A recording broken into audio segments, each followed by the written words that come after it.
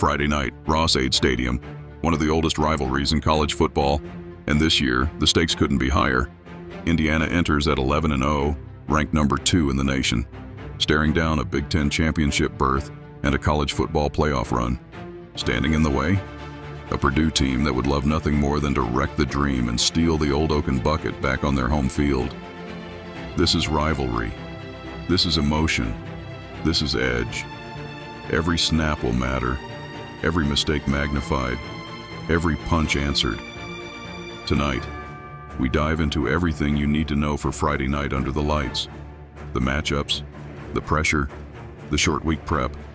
And we're joined by Indy Star beat writer Zach Osterman for the full breakdown. Hoosier Nation, it's Bucket Week, and it starts right now. Raiola. And picked off! Up the sideline! Indiana! Asbury! Walking them down! Woo! IU! America! They got a football team now!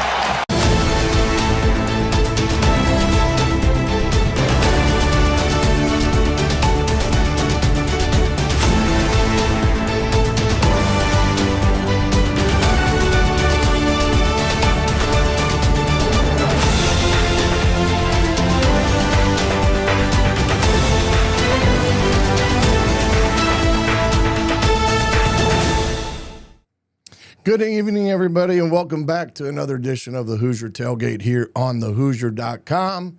I appreciate everybody sticking with me. Sorry about Thursday. Got knocked out by a bad cold that lost my voice, and I'm still a little iffy in the voice category, but hopefully we can make it through it tonight. And appreciate you all for being with me again here on the Tailgate as we get into Bucket Week, the rivalry game versus the Purdue Boilermakers set for Friday night in West Lafayette, as the Hoosiers coming off a bye week, a much-needed bye week, for them to get some opportunities to heal some bumps and bruises and hopefully get some guys back in the lineup, as they've been missing here for about the last 2 or 3 weeks. And we'll talk a little bit about that here in a little bit, but hope everybody's doing well. The voice, like I said, is okay. The timing, well, it couldn't be better in that respect, because like I said, this is Bucket Week and you have to tape it up and move forward no matter what. No excuses, as they would say. And we're getting ready to play one of the oldest rivalries in the Big Ten, the Old Oaken Bucket. Hoosiers ranked number 2. 11-0 still after last week, and we will have a CFP ranking tomorrow night that will be released prior to this week's game, being that it's a short week in a lot of respects. And just as a quick reminder, we will be doing the Tailgate Wednesday night this week for a full preview of the Purdue game because of Thanksgiving holiday and things of that magnitude. So be with us here on Wednesday night. If you're traveling, be safe. If you need to download it, it'll be available at some point in time where you can catch the replay at any time there on YouTube. But wanted to let you know that we will be back and at it on Wednesday night to give the full preview of Purdue. Tonight, just want to get fully caught up on where we were Thursday, where we wanted to be Thursday and today. So we're kind of do a little bit of a combined mentality of a show. But first and foremost, if you are watching us via YouTube, please do us a favor, hit that like and subscribe button. It helps us tremendously in terms of the algorithm and such. But we appreciate all that. If you got a comment, please leave it in the comment section as well, as I try to read all those comments, not just during the show, but after the show as well. If you're watching us on X, by all means, retweet the show as you're watching it and get it out to as many as people as possible. We appreciate that. Also, remember, in the description of the YouTube, there will be a link for not just the Fanatics store, but some other links there that you can see from affiliate standpoint. If you want, you can get all that through the description or at the Hoosier Tailgate on X. There's a link to the Linktree bio that you can get in there and get a list of all the affiliates, as well as links to the Fanatics Hoosier store as well. But appreciate you all being with us here tonight. And big week ahead for the Indiana Hoosiers after a bye week against the Boiler team that there's no question their season hasn't gone the way they anticipated it going. But Barry Odom has done a great job in the sense of changing the mentality on how they play. Last year when Indiana played Purdue, it was all but over for them as they had fired their coach previously to the bucket game. And you could tell once Indiana got up on them, they just kind of quit. And that's why the score was 66-0. And I guarantee you that score is playing in the locker room this week, being that Indiana is number 2 coming into Ade Stadium against the Purdue team that has got one option and one option only, and that's to upset the number 2 ranked team in the country. And let me point out, before we get too far ahead of ourselves here, Ade Stadium has been the site of some great upsets in college football, especially back in the Drew Brees era and after, when the Ohio State Buckeyes had gone in there before highly ranked and come out with a loss. So while they may not, record may not reflect what many would want from a Purdue standpoint, Barry Odom is a very good football coach. He'll have them well prepared, and they've been very competitive in all their games all year long. And so this is not going to be a walk in the park, and we will not treat it as a walk in the park as there. Let's go back here and see who I may have missed as I came on here this evening. Thanks for everybody being back with us on this short week. And wonder if they ever get excuse me, I try to apologize when I have to clear my voice, but thanks for coming back as well. Yep, appreciate you guys having me back. I do need a hot toddy as well in that respects. And Jason, appreciate you as well being a part of the show tonight. Again, if you got a question, by all means, please put it in there. We'll try to get it answered for you. But, you know, really want to get back into this mindset of this week and, you know, kind of what's in front of the Hoosiers. And I've already apologized for my absence, so I don't need to do that again. But you know, Sig's presser today, not going to play that. Got an interview with Zach Osterman coming up as well that is going to be a little bit more informative in terms of what Zach and I were able to talk about over the last couple of days. And then he's going to be on tonight to kind of put a bow on it. But, you know, Sig's presser today gave some injury updates. He did say Surratt and Kamara will be back and ready to go Saturday. So that's a big, big encouraging sign to get Elijah Surratt back into the mix of things. And then Evans, the offensive lineman, is kind of a to be determined at this point in time.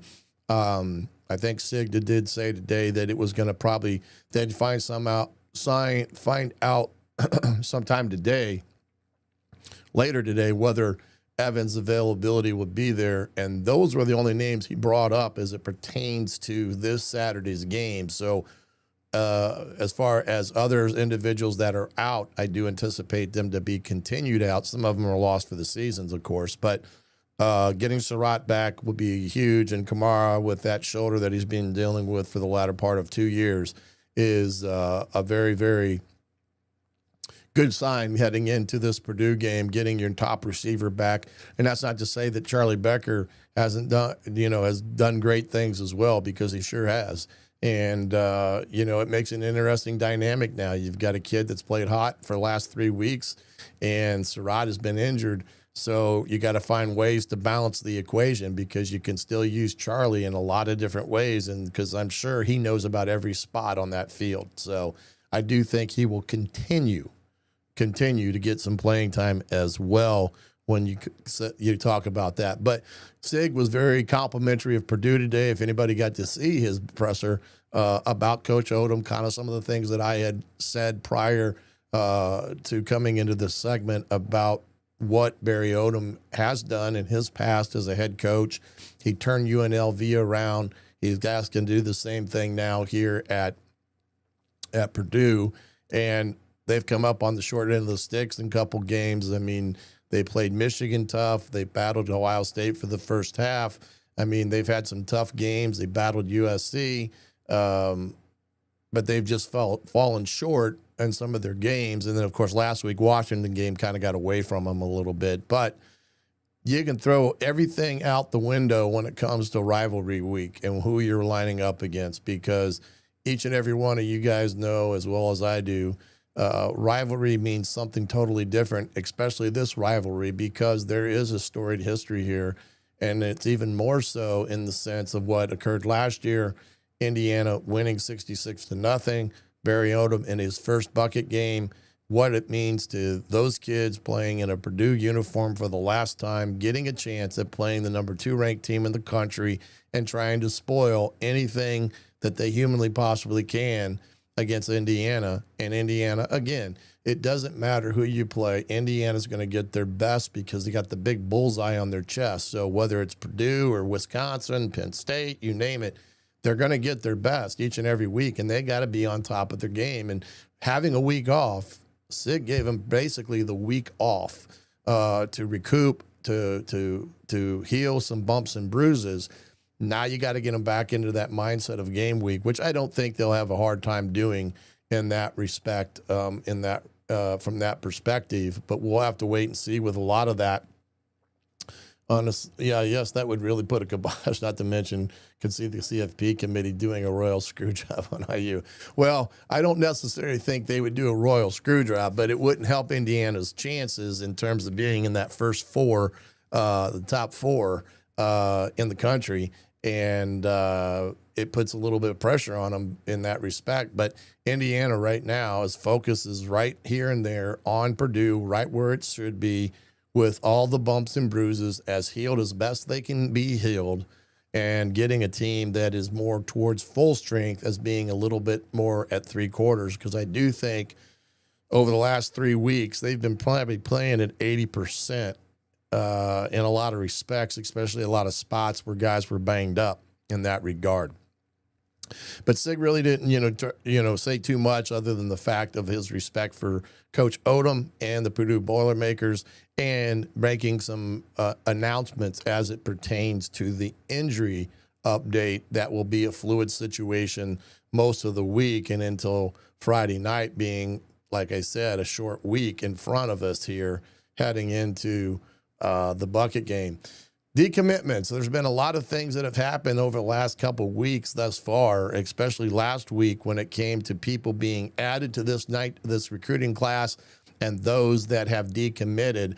A little bit later, I'm going to throw up the updated list of commitments to Indiana right now. We've also had some guys that were upticked in their rating system from 3 stars to 4 stars as well. And we'll see where Indiana stacks up in the country in their recruiting class as is of right now. But they did lose Cash Herrera, the quarterback out of California.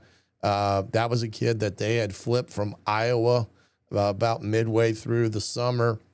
He decided to decommit and open up his recruitment. Not quite sure what that is about or why. In that respects, the Bryson kid out of Georgia, wide receiver, really good speed guy. Another guy that they had committed for a while, he also decommitted, and as did out of Cardinal Mooney and Florida, LaRon Dews, a safety. He decommitted yesterday. So it's always a fluid situation with these kids that have made, quote unquote, oral commitments. They are not tied to any institution until that early signing period in December. And that's why I said it's a long process. It's a long haul to get a kid that maybe commits in the spring or the summer to where they're at, where they're going to sign. And on the flip side of that, Indiana's flipped some recruits that are now committed to Indiana that were committed elsewhere. So, it's kind of a tick for tack situation. And it's always a fluid situation until you get beyond that December signing date and you get those guys' signature on the dotted line come December. Now, the other thing to remember, and I'm not saying this is pertaining to these 3 type of commits here or any other commits, just as a reference point with all this, because you just really don't know the scenario behind why a kid decommits and says my recruiting's open 100%. Sometimes kids they miss that feeling of being wanted.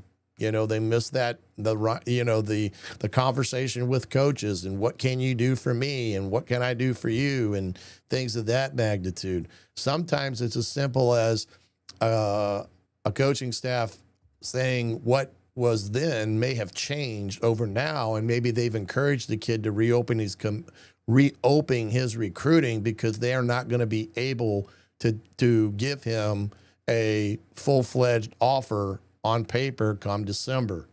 So there's also that to take into account that you won't know is happening, because when a kid decommits, it looks like it's completely his decision in that matter.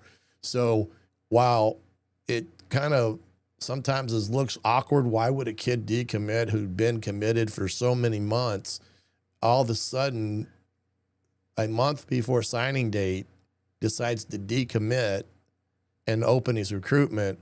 There's many factors that can go into it. Some of it, like I said, is the kid wants to look at other options, maybe doesn't feel he fits as much as he thought he did at an institution, or that institution's coaching staff has told them to look elsewhere because maybe they are getting more guys to return from the class that they didn't think that were, or they have flipped somebody that was maybe ahead of them before when they took their commitment, and that kid's fallen back to them. So there's a lot of things that can happen in this crazy world of recruiting.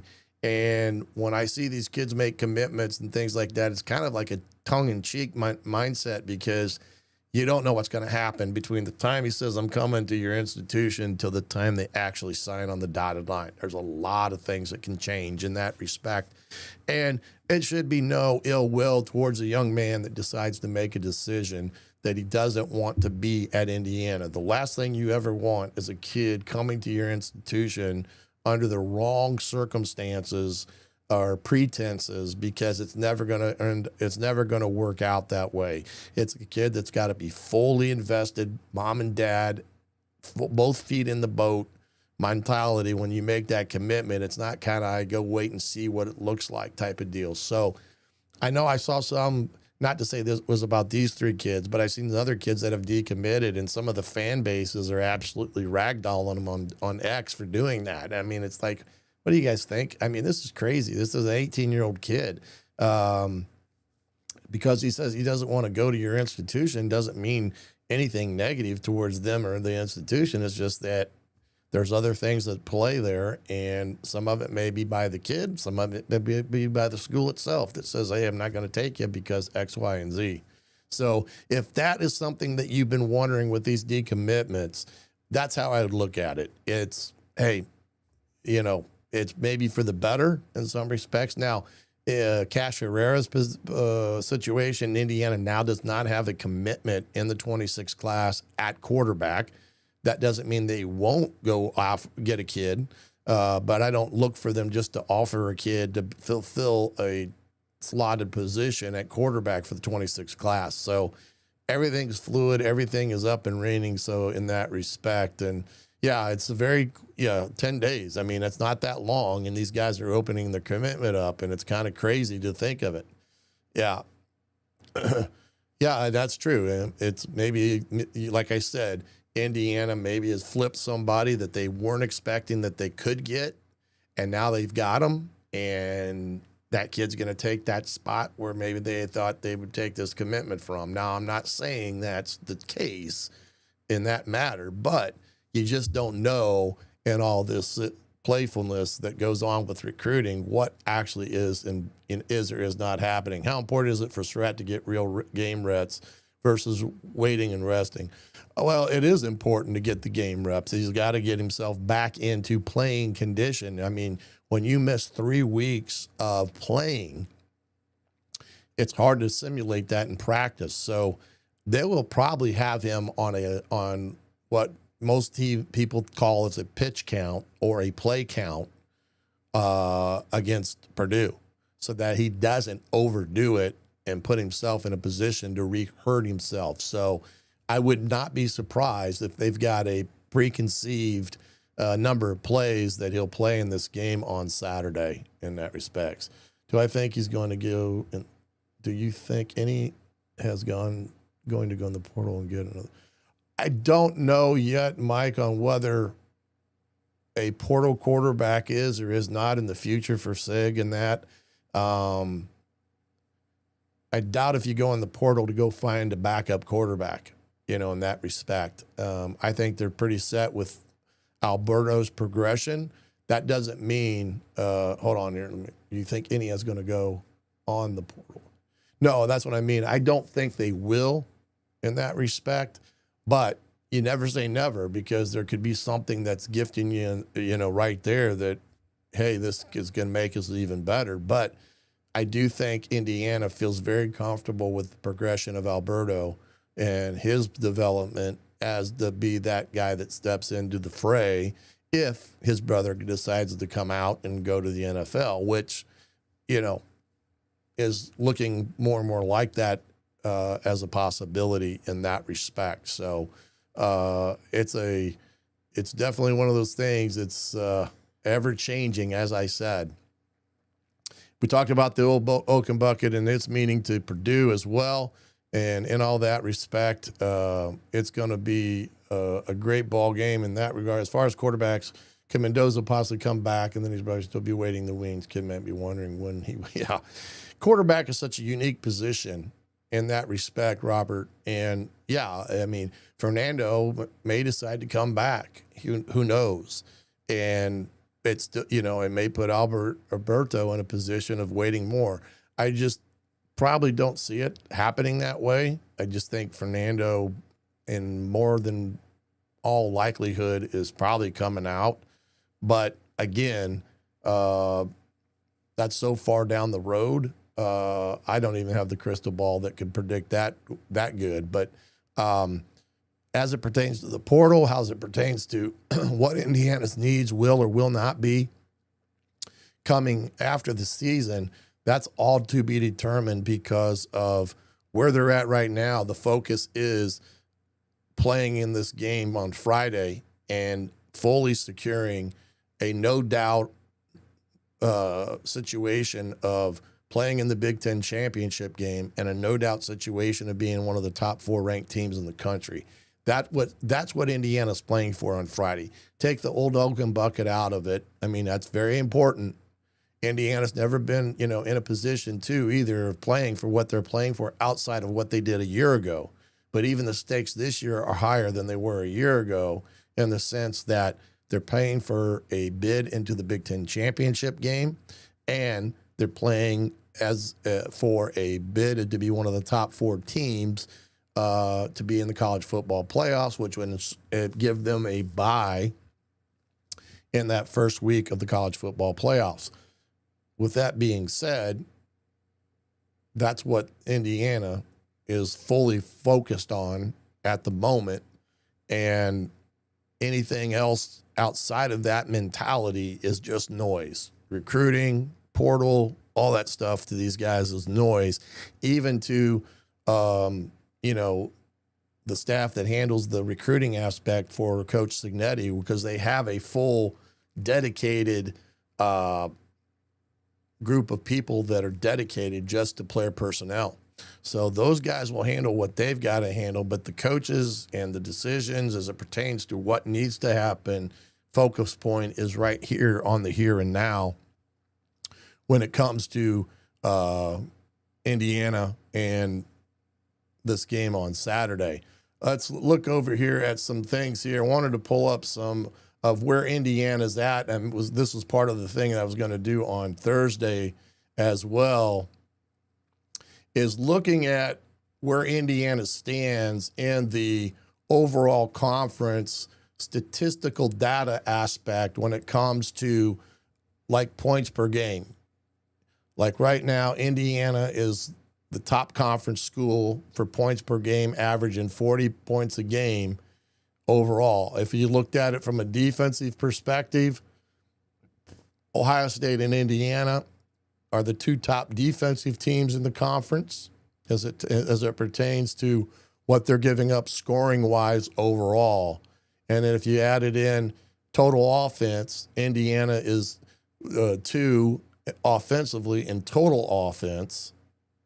Passing game, Indiana is 3, right behind USC and Ohio State. And then rushing yards a game, Indiana, who was once leading the country or leading the Big Ten in rushing, has now gone down to 3 overall in the Big Ten in the rushing category. And we talked about this before, about those 5 games where they really struggled to run the football in some of that respect. So that is, some of the things too to look at. I was trying to think here, and some of this may be getting cut off here, so let me slide some of this over here. As it pertains to the rushing yardage, Indiana's just behind a defensive rush behind Ohio State. So Indiana, when you take into account all the games played that were all on equal footing, 8 games played, we're going into the 9th game, Indiana statistically across the board is pretty much in the top 1, 2, in some cases 3 in the conference, which I still think is a very, very good scenario and sign where this ball club is, even though they have showed signs of, some of the issues they've had rushing the ball against a better front 7 than maybe what they faced up to date. But Indiana is really good in that category. When you come all the way down, you can see Purdue is way down here, averaging only 15.9 points a game. And they're giving up 33 points a game. So you can see that's a big differential. The one thing, too, Indiana is a plus 15 in the turnover margin, which I think is number 1 in the country in turnover margin. So they've had some good things there as it pertains to the turnover margin in that respect, that Indiana, in this instance, has been able to get a lot of takeaways this year. And, again, it's shown its face in that respect. And, like I said, points per game, Indiana number 1. So this Indiana offense, even though there's been some struggles and games where they maybe have not rushed the ball effectively enough, they have found other ways to win games. And the fact is, when you put it all together after 8 games, Indiana's 1-2 in the conference, and it comes to the statistical categories, right alongside Ohio State in that respect. So, again, it's huge. And, Jason, Indiana's got 91 points off of turnovers, and that's a big statistical category that I always keep an eye on because it's huge in that respect. And as I've said, Indiana has scored out of the 11 games that Indiana's played to date in the final 2 minutes of the half. Indiana has scored 9 out of 11 games right before halftime for a total of 50 points. So when you think about an offense and how good this offense has been, they have been scoring points before halftime 9 out of 11 games. And that is a huge thing that kind of can get overlooked. But you think about it, whether it's a touchdown or a field goal, it's a huge momentum swing in Indiana's favor in that respect. In that respect, if IU struggles around the ball against Ohio State, that could be a long game, and can maybe see that using a lot of backs against Purdue. That may not be a big score. Yeah, I mean, I think Sig strikes me as a guy that he's going with both barrels loaded. He's going there just like he did last year, is to win a game, and he wants his best players on the field at all times to win a game, come hell or high water. He's not even really thinking towards anything beyond Friday night. And that's the way he approaches things. And I think that's the right way to approach it. Because once you start thinking, well, maybe I ought to do this or maybe I ought to do that, and I'm not saying there's not warranted times that is a very true discussion to have when it comes to players and healthiness and things like that. But once you start getting to that point, well, maybe we rest this guy or that guy or give this guy more time, that's when you start screwing with chemistry, and that's the worst thing you can do heading into your last game of the season, especially after a bye week. You want to come out of this week with both like I said, barrels loaded and firing on all cylinders when it comes to that aspect of things. One thing I did find that I thought was interesting is a lot of conversation about the Big Ten tiebreaker because there are different scenarios in this week of what could happen if, let me get this, different scenarios would eventually come up to that scenario where they have to break a tie. And this is off the Big Ten website. Of course, scenario one is, both Indiana and Ohio State winning this weekend, and that means it's Ohio State and Indiana in the Big Ten championship game. And scenario two is if Indiana beats Purdue, but Michigan defeats Ohio State and Oregon defeats Washington, you have a three-way tie that doesn't involve Indiana, and then you've got to go into tiebreaker one, no head-to-head. So those three teams did not play each other this year, so that gets thrown out in that respect. Common opponents and all those things. But in that scenario, if Michigan would beat Ohio State, Indiana would play Oregon if they hold serve. And then, of course, if Indiana would beat Purdue and Michigan defeats Ohio State and Washington defeats Oregon, then it would be Michigan that would win that tie-breaking scenario between those teams that have in the one-loss column. So Indiana would face Michigan. And now the scenario is if Ohio State beats Michigan, and for God's sake, don't say that one, but Oregon defeats Washington, Indiana's still in. So there's a lot of different scenarios here where you could see some different tiebreakers come into play. And this is all on the Big Ten website if you want to go look and track it down. But it kind of gives all the different scenarios of what could happen in this event or that event. And it's kind of crazy to think of how many different scenarios there are for these games this weekend when it comes to who could be playing for the Big Ten championship.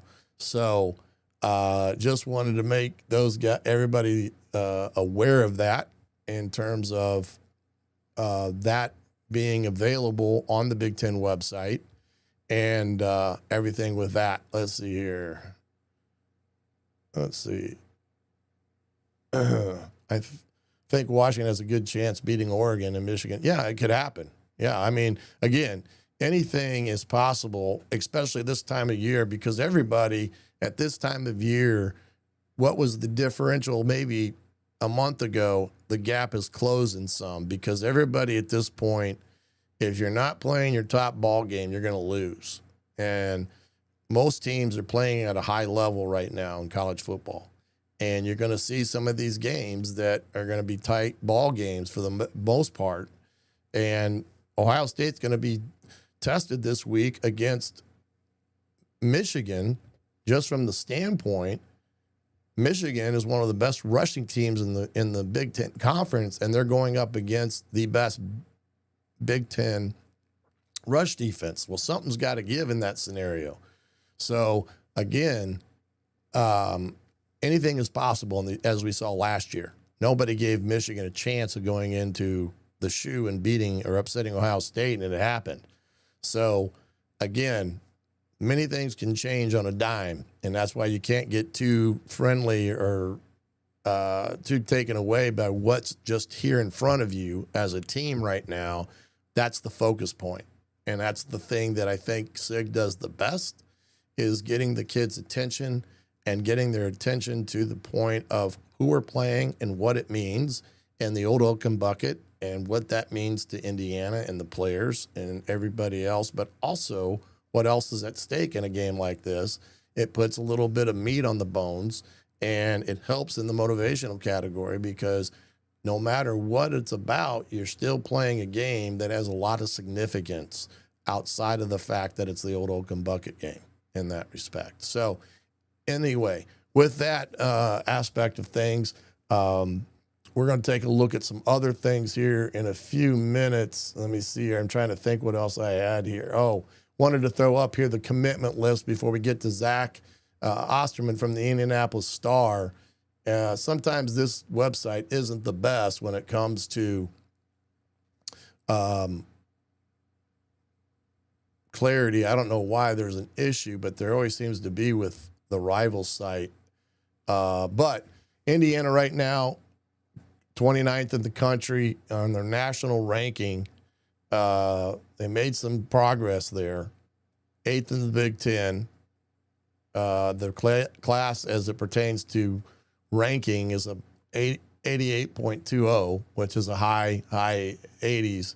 And then down the list here, as you can see, like for instance, this Gabe Hill kid out of Naperville, he got upgraded to a 4-star.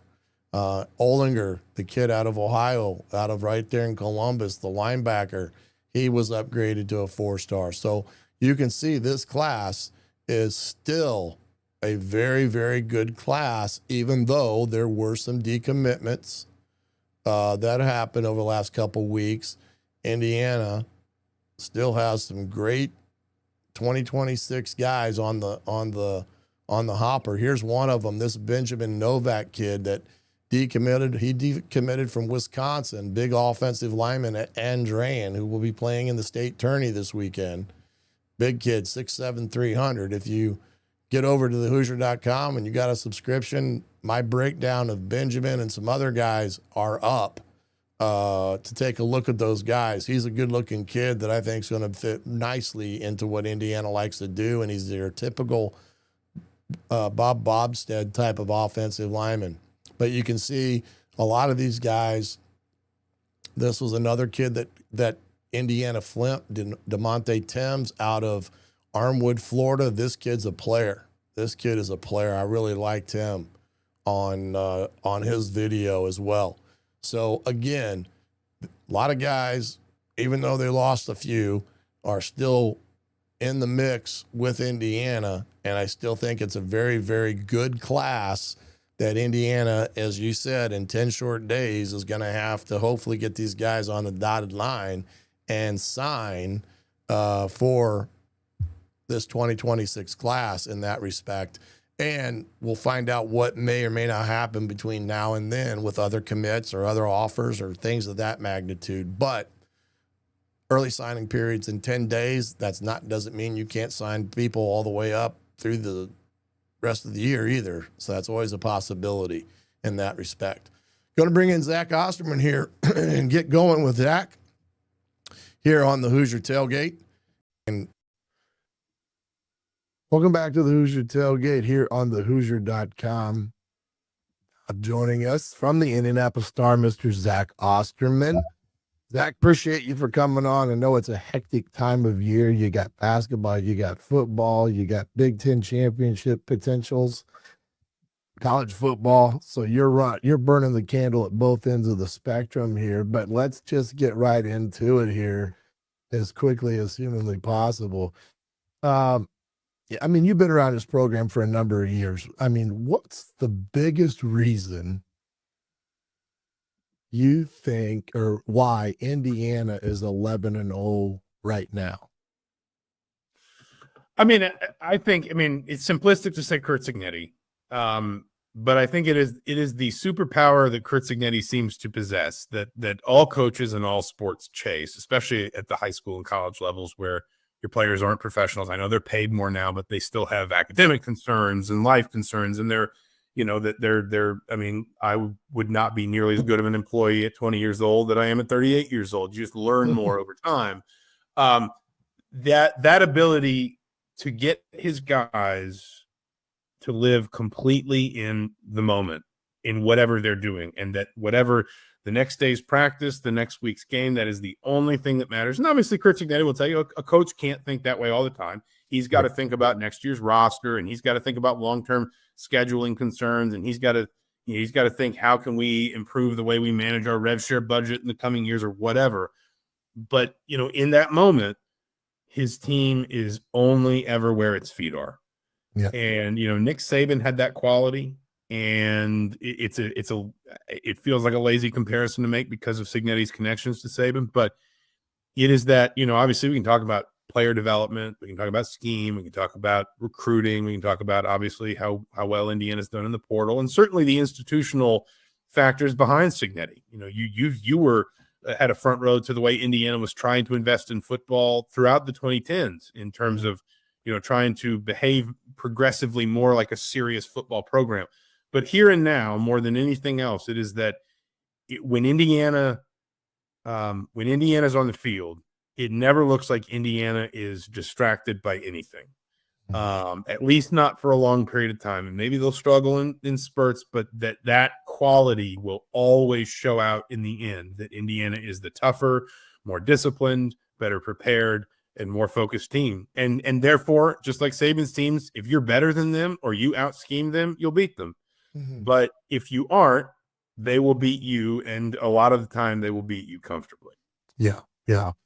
Great point on that one as well. I mean, there is a lot of Sabanisms, I guess you could say, but that's not a knock on anything other than Coach Cignetti paid attention when he was at Alabama for the number of years and learned how to run a program. Kind of what point during this year, 11-0, we're vastly through 97% of the schedule right now when it comes to the regular season. Where do you feel this team shifted from being what you would call a hot team to a legitimate Big Ten championship contender, CFP, top 4 team? Yeah, I think probably the Oregon game, and that's an obvious one. But I think we all kind of wondered in the offseason, like, how much would Indiana have sustained from last year? And I think you kind of got your answer to that when they beat Illinois the way that they did. And then, I remember writing this in advance of the Iowa game, that like going to Iowa as a ranked team and winning at Kinnick is almost like a rite of passage in the Big Ten. You've got to sort of like prove you can do that to have success. But I think Oregon was the moment when you sort of said, well, that maybe at its best, and injuries, fatigue, matchups, you'll never know if you're going to run into a night at your worst in a postseason setting. But at its best, maybe this team has as much ceiling as anybody else. It was the way that Indiana played in that game, in that environment, the way they controlled the line of scrimmage. I think they sacked Dante Moore 6 times. Oregon only had 64 yards of offense in the second half. Fernando Mendoza wasn't great, but he still went like something like 20 of 31 for 200 plus and 2 touchdowns. He had, so much has been made of the game-winning drives in the last 2 minutes at Iowa and certainly at Penn State. But if I'm remembering the numbers rightly, he was 5 of 7 for 62 yards on the touchdown in responding to his own pick 6. Yeah. In what turned out to be the game-winning drive in that game. And that just felt like the moment when you sort of said, Indiana's not just a good team. Indiana's not just a playoff team, but actually Indiana is very possibly one of the 2, 3, 4 best teams in the country, and therefore one of the favorites to win the Big Ten, and one of the favorites to go far in the playoff is when they win on the road. And I think philosophically, Oregon was the day college football stopped treating Indiana like a novelty act anymore. Right. Oregon was the day that it stopped being, well, they haven't beaten anybody, or they only do it at home, or, Curt Cignetti's just running up the score against bad teams or whatever. And it started being, no, they can play football at that level. They belong in that conversation. I think that was certainly nationally, but possibly also locally, when it really just kind of crystallized for good. Yes. I mean, I think that especially on the national level of the media, that game, coupled with what they did at Iowa, was kind of a precursor, in my opinion, that set up the Oregon win to be that over the hump type of deal for Indiana. Here's one thing. Interestingly enough, we talked about the 2-minute scenarios that Indiana's faced in this season already.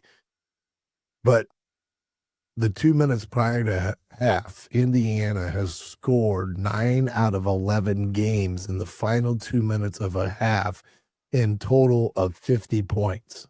at this point in the year. That is a monumental, demoralizing feat for an opposing team that Indiana's getting points before halftime. And what's your thought on that dynamic that has in itself kind of been game savers when you talk about wins and losses? Yeah, I mean, coaches call them the middle eight. They say, can you win the last 4 minutes of the first half and the first 4 minutes of the second half? And some of it is kind of that intangible momentum quality. Like, it felt quietly very important when Indiana housed those 2 field goals, and one of them obviously got waved off because Dan Lanning called timeout. But those 2 long field goals Brendan Frankie made right at the end of the first half against Oregon, like that quietly felt kind of like a statement. I think if I'm remembering rightly, it put Indiana up 13-10 going into halftime. They also did it at Iowa. You know, I mean, there have been some games where they've done it, and it's like, oh well, it doesn't matter because they won 55-10. But like, it's not just the momentum though. It's also, you know, and you've been on the sideline. If you're a head coach, you're living in the moment, sure, but especially in the second half of the game, you're almost sort of working backward from the end, and you're saying, if we're going to win this game, what do we need to do? Do we need 3 more scores? Do we need 3 more stops? Do we need to shift our offense up? Do we need to slow our offense down? Do we want to limit possessions in this half? Do we need this to be a higher possession half? And therefore we're going to start, you know, trying to really eat some chunk plays down the field. And if you win if you win the last 4 of the first half, you've got the momentum and the confidence going into halftime. And if you win the first 4 of the second half, that means you, in all likelihood, get to dictate the terms of how both teams coach and approach the second half of the football game. And, you know, from Indiana's perspective, if you use like Oregon as an example, you get that momentum burst going into halftime, and then coming out the other side, you get out the other 4 minutes of the second 4 minutes of the first half, and you say, we're still in control of this game. We get to call the shots. We get to dictate the terms of how this game unfolds. And then from there, I think they score their second touchdown, I want to say like midway through the third quarter. Right. And they get the ball back early in the fourth quarter. That's when Mendoza throws the pick 6. But that's the only moment really in the second half of a game against a top 5 Oregon team at Autzen Stadium in October that it feels like the Oregon is the team setting the terms of the game. The whole rest of the game, in large part because Indiana's won that middle 8, it feels like Indiana's in control. Indiana's the one saying, this is the pace this game's going to be played at. This is the physical level that's going to be required. All those different things. And I think it's, you know, it is reflective, you know, head coaches, you talk to Urban Meyer, you talk to Nick Saban, you listen to them talk about stuff like this. They will say that number that you read off is reflective of a really good team, of just a really well-coached, well-prepared team. And I think it's shown up for this group. And I might add, I used 2 minutes as the benchmark. And a lot of these games, they didn't have but a minute on the clock to move the football. Oregon was like 45 seconds. So I use that as the benchmark, but it's still a remarkable feat that they've been that consistent in the final 2 of a quarter that's enabled them to put up 50 points. Last question, then I'm going to let you go.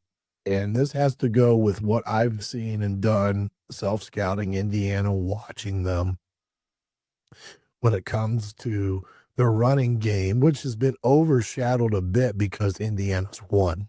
You know, it hasn't been an overly focused question or thing of that nature. Against Iowa, Penn State, Oregon, their last home game, Wisconsin and Michigan State were the other 2. They didn't really run the ball very well. Right. Yeah. Those 4 or 5 teams that you would call stout front sevens, Indiana has averaged like 107 yards rushing in those games. Now, they're all wins, and that's why this gets overshadowed. To me, it's a red flag, because if you can't run the ball better than that, especially when you're averaging 231 for the year, you're really struggling against teams that are better up front. Your thoughts on that aspect of things, because it sounds to me like you may have added, you've been thinking the same way when you brought up those other 2 games. It's been a forefront. Is it a red flag, or is it something that is not as important as we may think it may be, only from the standpoint they've won those games. Yeah, I mean, it's probably a bit of both. And what I mean by that is, like, some of this is probably just that we're putting too much weight on the games Indiana ran the ball really well at the beginning of the year that just shouldn't be reflective. Like, you can kind of cut almost 1,000 yards off this team's total and say, well, that was Old Dominion, Kennesaw State, and Indiana State. And yeah, you were more explosive in those games than you were, maybe through a lot of last season. But still, those games are not going to be what reflects what you're capable of doing against Ohio State or in a playoff setting or whatever. And I think that's why I think you're allowed to be encouraged by the idea that, like, Oregon, as an example, you were never going to run it particularly well there. But when you needed to run it well, you did. In short yardage, in goal line, in red zone, when Indiana needed to run the ball well at Oregon, they did. The same could sort of be said for Penn State. I mean, they lost it in the second half, but frankly, they lost everything offensively in the second half. So it's kind of hard to say, was it just the ground game? Was it also Mendoza? Was it play calling? Maybe you're a little bit more concerned about Michigan State and Wisconsin. And actually, the Michigan State game is better than I remember. They just didn't run the ball a lot, period. It was a very short game. They only ran for 132, but they averaged 4.7 yards per carry, and they had a rushing touchdown. That was also, like, Fernando Mendoza's best day statistically, arguably, of the season. So it just winds up being a game that sort of the complexion of it bends differently. I think Indiana's got to be better running the football than it's been the last couple weeks. And some of that's going to be offensive line injuries. Some of that's going to be fatigue. You hope that you can fix some of that during the bye week, and then a little bit more, presuming they make it, the other side of the Big Ten championship game when you have a bit more of an extended time off before your playoff run starts. But I also do think there is an extent to which, like, we saw them rush for 300 plus in each of those first 4 games, and we thought, wow, maybe this is what Indiana does all the time, when maybe we should have, more than half of Indiana's rushing yards this season came in those first 4. And so, like, and only one of those was obviously Illinois was anything resembling a Power 5 team, or the kind of team Indiana is going to need to beat in the postseason. So there's also every chance that we just, maybe we kind of got a false idea of what Indiana could do running the ball early because of the schedule. Mm-hmm. And more lately, especially against good fronts, we're getting an idea of, well, this is, Indiana's going to have to win games through the air. But to your point, they're winning them through the air. So you don't, and they're winning them with a Heisman contending quarterback and all Big Ten wide receivers. And, I think some increasingly creative sort of schemes and ideas. So my point is, it's a concern to an extent, but it's also maybe something. There's also probably at least some percentage of that conversation that we have to acknowledge was us overestimating what this team was on the ground early on because of who they were playing. Yeah, good question to ponder and finish on there about the run game, because last year they compared Indiana against Michigan State, or Michigan second half, Ohio State, and Notre Dame, where they didn't run the ball very good. And it talked about the physicality and not being good enough up front, seeing some of the same issues, and whether that's a viable or not viable aspect of this year's team. Zach, I appreciate you very much for coming on today, and I look forward to seeing you here around next couple of weeks, but appreciate you coming on, buddy, and we'll get you back another time. Absolutely, sir. Always good talking football with you. We'll talk to you soon. Zach Osterman, Indianapolis Star. We're going to take a step out and take another break here on Hoosier Tailgate. We'll be right back right after these messages. Huddle up, football fans. Tailgate season is here, and nobody gets. You ready for game day like Academy Sports and Outdoors? Swing by your local Academy store or shop online at academy.com to find everything you need, from grills to jerseys and more. Be a watch party legend with gear from top brands like Nike and Under Armour, all at unbeatable prices every day. With 8 Academy stores across Indiana, including our Bloomington location. Fun can't lose, and neither can you. Gear up today at Academy Sports and Outdoors. If you haven't signed up for BetMGM yet. Welcome back to the Hoosier Tailgate. Thanks for Zach Osterman for joining us. He was going to be my guest on Thursday, as you can tell, and that was a taped interview that I did with him on Wednesday. You could tell I was fading fast on Wednesday with that voice of mine. Getting through that one was a little challenging, but great insights from Zach. We talked about the run game. We talked about some of those things that I thought were a little bit of red flaggish and where they were at. And I do think he helped put some of that in perspective with the run game and how maybe Indiana was winning games or what was the important aspect of those games. And again, when I looked at statistics, when I looked at everything, Indiana is still doing the things that Indiana needs to do to win ball games, and that's the most important thing, and not to get too hung up on too many other things. But at the end of the day, I hope that they were able to do some of that self-scouting and find some ways that they can do better against those teams that maybe are a little bit stouter up front, and how they can attack them in ways that maybe they haven't seen, or some wrinkles here and there. And again, against this Purdue game, this Purdue team on Friday night, it's going to be an opportunity again, once again, to go out there and control the line of scrimmage on both sides of the football in a game that they should be better than what they're lining up against. But that's why you play the game in that respect, is to see who's got the better juice on a given day. Couple things I want to finish up with here tonight. And my voice is making it thus far, guys. So that's a good sign. But going back to the FPI, these are some of the things, again, that this committee will be looking at when it comes to releasing the next set of rankings on Tuesday night. Indiana and Ohio State, again, +2 or 1 and 2. Notre Dame made a big jump. They jumped up to 2 spots in the FPI index, as Oregon, even after they won a game, dropped a spot. Alabama moved back up in that respect, in some of these things. So again, it's interesting dynamic with the FPI. One thing that I'm hearing that I are hearing out there about Notre Dame and Miami and all of this thing is head to head. And when you see, like right now, Notre Dame is ahead of Miami when it comes to the rankings and such. Notre Dame is 9 and 2, as is Miami, and people are trying to say, well, that should be a head to head, and no way should Notre Dame be ranked ahead of Miami. I kind of look at it a little different in that respect, because who did Miami lose to? They lost to 2 teams they really shouldn't have lost to, as opposed to Notre Dame, who lost to Miami by 1, and then Texas A&M by 1. So I don't necessarily think the head-to-head comes into that, unless Miami would be ranked up there a little bit closer to Notre Dame. So we'll see what all happens tomorrow night with that. But Indiana, again, still ranked high in the FPI. Overall resume right now, you can see how Texas A&M jumps up in that category.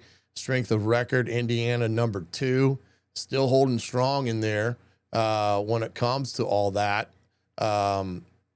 Indiana in that respect, so they're still holding strong in some of these categories. And then when you look at efficiency, overall efficiency, again, Indiana and Ohio State still are right there in the grand scheme of things when it comes to what this committee is going to look for or look to for the rankings and stuff that we will see tomorrow evening. And then we'll get another set there after that final games on Friday and Saturday the following week. So in that respect, don't see much changing out of the CFP this next week. We'll have to wait and see what all transpires after this week's games and such. And there's a lot of things that can change, as they will probably do, because of the number of games and teams that can be beaten or upset, because there's a lot of them on the line this weekend. Alabama, Auburn, you can just name a few, go right down the line and know that there's some big games this weekend. Vandy, Tennessee, and, go right on down the the line when it comes to rivalry games and how these games have added significance when it comes to the college football playoffs and things of that magnitude. Now, when we get, remember, Wednesday will be our next broadcast, Wednesday night, the 26th. That's the Wednesday, 7:30 here on all the different platforms that you are enjoying this off of. We will talk more specifically about this Purdue team, what they bring to the table, what they like to do defensively, offensively, and what we may see from them against Indiana on Friday night. But once again, I appreciate you guys all being here this evening. Forgive me for not being here last Thursday. As you could tell in that last clip there, I was struggling mightily to get through that. But and great, feel great now. Great to be back with each and every one of you. If you have a question that we didn't get to tonight, throw it up. I will see it at some point in time, or hit me up on X. As always, I'm always willing to engage in conversation at any time, and appreciate you guys being a part of the show again tonight. Well, that's going to do it for tonight's show. Again, I'm the coach, Shannon Griffith. You've been watching the Hoosier Tailgate right here on thehoosier.com. We'll see you Wednesday night, 7:30. Until then, good night, everybody.